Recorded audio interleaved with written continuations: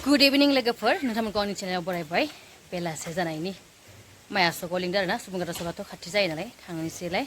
बायदिसिना बायनांगौ दं आरोना बिदिनो बायदिसिना माल माथा लायनांगौ थांनोसै आरो जोङो दा आं न'आव थाबाथाय बिराद सिम्पोल थायो आरोना थियेटार शुटिंफोर बिदिल' मेकआप खालामनाय जायो ओमफ्राय बहाबाफोर गोजान एसे बेरायबाय आरोना खाथि खालायाव बास क्रिमबो फोनबावासो थांनोसै साइज गैखाया ओमफ्राय बे एसे खम आंना बेखौल' बानायो आरोना आइब्र'खौ एसे बबावबा थांबाथाय थांफानो लुगैदों जस्लिना मा बाय बाय जों थांसै दे नों थादो दै ओइ टाटा टाटा हो थांफानो गाबदो थाब फैगोन मामा थाब फैगोन जोङो ओइ बाजार खालामनो नागिरदों मैगं लायनो इटा नायनो फैदों अर्डार खालामना गालांनि आरोना गाबोन हैगोन बिसोरो बे खम दामनो ओमफ्राय बैथिंहाय मोजांसिन दं होनदों आरो बेखौ नायनोसै जोंनि सुबुंकाटा सक बियो बे मोजांसिन आरो बेखौनो दानोसै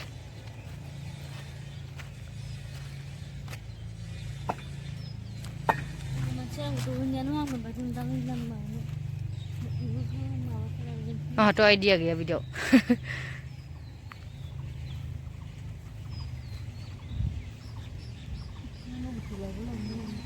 न' बुस्थुआव लायला खाथिनिफ्राय इनिफ्राय लांसै थ'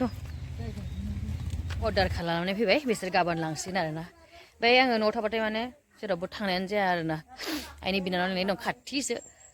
गामिनि साहाल' आरोना दिनैसो फैदो जों हाबनो माहि नोंसानाव फैयो आं खै बोसोर जाखोलै 10-15 बोसोर जाबाय जों नामा बेबो जि खाथिबावसो नामा गामिनि साहायावनो आरोना आइनि बिनानाव लिंनाय बे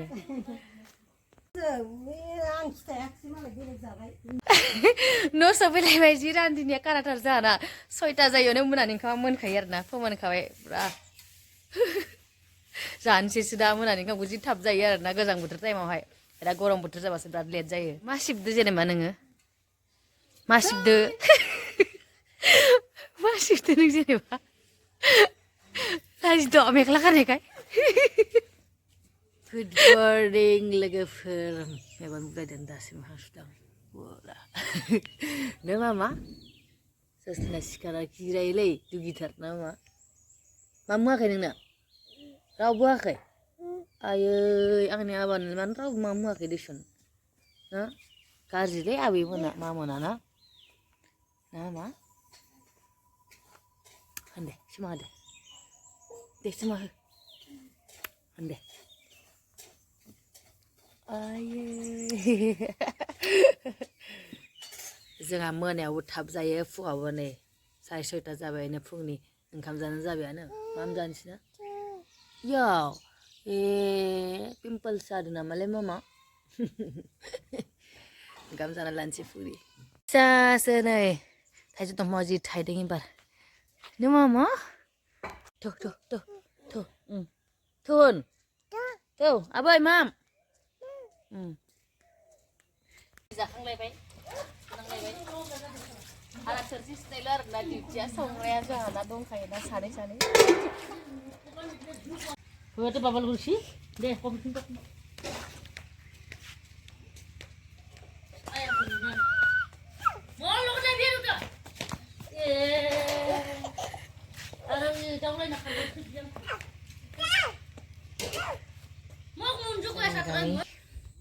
डिउटि मोनलायबाय गाइखेर लायनांगौ बैसिनाव न' खाथियावनो बिराद थांनो बायो आं न'निफ्राय ओंखारनो बायो रागा जोंना बिमाखौ गाइखेर लायनो होनायनि गोसोआ बुधबार हाथाय जानो थांनो नागिरदों मालाय बिहामजो बिखुनजो ओइ जस्लिन आंनो माम लाबोदे मामा दे ससमा होलायदो माथो नोङो आंनो माम लाबोदे आबा दे दादा मामा दादा माम लाबोदे आब्बा जाबाय दे थांदो माम लाबोदे बुरजा माम लाबोदे जस्लिन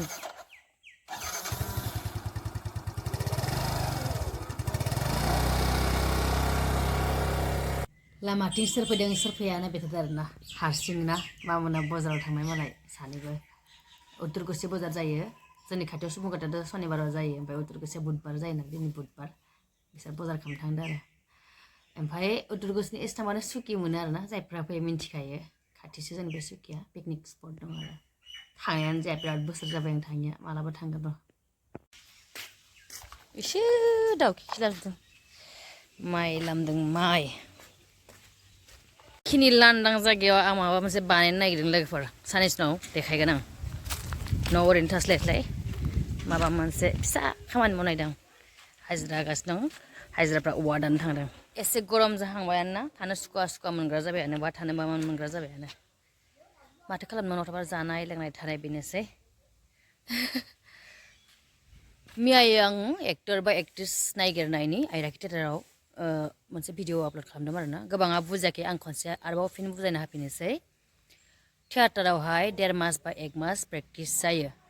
बिनि फैसा होनाय जाया बिदिया श' खालामो 5 बा 6 मान्थ श' खालामो बेयावहाय एग्रिमेन्ट मोनसे जायो जों न'निफ्राय जेब्ला थांथारो माने जिता खाथि खाथियाव श' जायो सानथाम खाथि खाथियाव श' जायोबा नों सानाव फैनो मोनगोन खिन्थु हराव नों बेमारानो जा जियानो जा नों श'खौ खालामथारनांगौ आरोना आरो फरायना थाफुदोंबा बे हाया माने जायफ्रा फरायनानै गारबाय बा ओरैनो दं बिदिया हायो बा जाय प्रफेसनेलखा एक्टिं खालामखायो बिब्दिया टेनसन गैया जायहा फेमिलियाव प्रब्लेम गैया जे थांनो हायो बा पार्सनेल प्रब्लेम जेबो गैया बिदिबा थांनो हागोन आरो ना माने नों 1-2 मास थांबाय आरो फैफिनबाय बिब्दि खालामनो हाया बेनिखायनो आङो बुंदों आरो आब'आ आंखौनो बोसोरब्रै मानो लानो नागिरदोंमोन खारन जों थाफेरखाबाय बा मोनफेरखानाय मानसि नालाय बेखाय आब'आ एबार हेगारनो गोसो गैयामोन खिन्थु आंहा किसुमान पार्सनेल प्रब्लेम दङ बेखाय आङो माने बे बोसोरखौ रेस्ट लानो सानबाय आरो सोरबा बुंदों नों मालिक नामा आं मालिक नङा जोंहा मोनसे दायित्व होदों आब'आ जे नोंसोरबो नायगिर आंबो नागिरगासिनो दं बुहुदआ फैदों आंनि मेसेन्जारावबो खिन्थु किसुमान फरायना दङ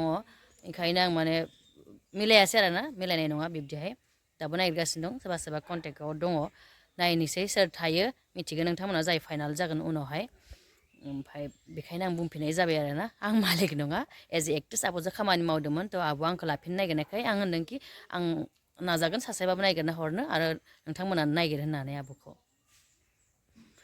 थ' एक्टर नागिरना मोनथ'वाखै एक्ट्रेसा एसे मोनहां मोनहां जागासिनो दङ फाइनाल जाथ'वाखै आरोना लोगोफोर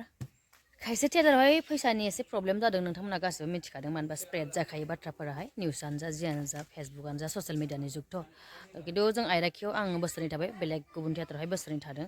एसे प्रब्लेम मोनदों आंबो गुबुनाव खिन्थु आइराखियाव आं मोनाखै खारन आब'आबो सासे एक्ट्रेस हिसाबै थियेटाराव खामानि मावबोदों गावबो एसे फैसानि प्रब्लेम मोनबोदों थ' गाव बुजियो आरो थानो नायदो सोरबाफोर थानो गोसो दंबा आरोना गोसो गुदुं दंबा जेबो नङा होनबा मोजाङानो मोनगोन थानानै खस्थ'आथ' खस्थ'खा मानो होनबा जोङो मेगन मोदै जायो खिन्थु सानाव उन्दुनो हाग्राबा जेबो प्रब्लेम जाया सानाव सानसे रेस्ट ओमफ्राय मोनायावहाय गावबागाव डिउटिखौ मावनांगौ सानथाम जारनि जाबाय थायो फुरा गिदिंनाय जायो आरो गासै जायगायावनो 6-7 मान्थनि थाखाय बेस्थ' जाना थानो हानांगोन आरो होमब्लाना अके आरो नोंथांमोना